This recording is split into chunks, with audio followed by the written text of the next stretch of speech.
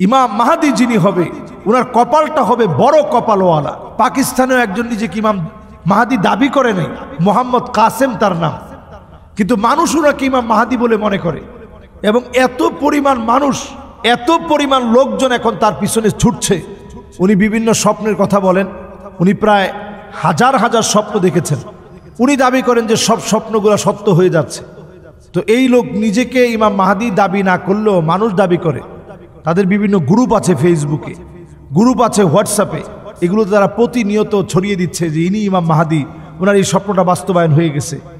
আমরাও তো মাহফিলে হাদিস থেকে কত কথা বলেছি যে কথাগুলো সত্য হয়ে গেছে, তাই বলে কি আমি ইমাম মাহাদি? এগুলো হাদিস থেকে রসুলের ভবিষ্যৎবাণীগুলো আমরা হাদিস থেকে পড়ার পরে আমরা বলেছি। এই জন্য স্বপ্ন শেষ জমানায় একটা গুরুত্বপূর্ণ হাতিয়ার। তাই বলে ইমাম মাহাদি দাবি করে নিজেকে আপনি পণ্ডিত হিসাবে উপস্থাপন করবেন, এটা আল্লাহর গজবের জন্য যথেষ্ট। ইমাম মাহাদি যিনি হবে ওনার কপালটা হবে বড় কপালওয়ালা। আমি লোকটাকে দেখছি, উনি কোনো বড় কপাল ওনার দেখা যায় না। ইমাম মাহাদি যিনি হবে ওনার নাকটা থাকবে লম্বা নাকওয়ালা। ইমাম মাহাদি যিনি হবে আজলাল জাবিহা, বড় কপাল থাকবে, নাক থাকবে লম্বা নাক, চেহারা থাকবে দেখার মতো চেহারা। উনি খুব বেশি সাদাও হবেন না, আবার একেবারে কালোও হবেন না। আমাদের শরীরের যে কালার, এরকম মাঝামাঝি একটা কালারের হবেন তিনি। উনি মাকামে ইব্রাহিমের সামনে যখন দাঁড়ানো থাকবে, পাগড়ি পরিহিত অবস্থায় থাকবে, লোকেরা দেখেই বুঝবে ইনি ইমাম মাহাদি। লোকেরা বলবে আপনি আমাদেরকে বায়াত দেন। তিনি বলবেন কিসের বায়াত?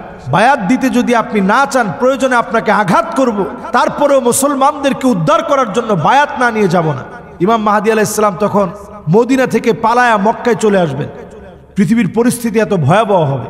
ইমাম মাহাদি আলাইহিস সালাতু ওয়াস সালাম তিনি সেই মদিনা থেকে পালিয়ে যখন মক্কায় আসবেন, মাকাম ইব্রাহিমের সামনে লোকদেরকে বায়াত দিবেন।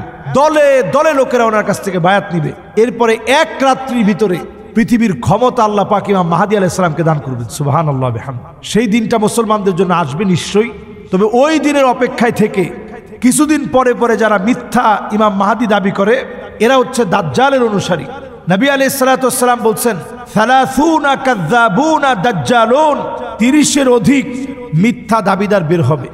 এগুলো সব দাজ্জালের অনুসারী।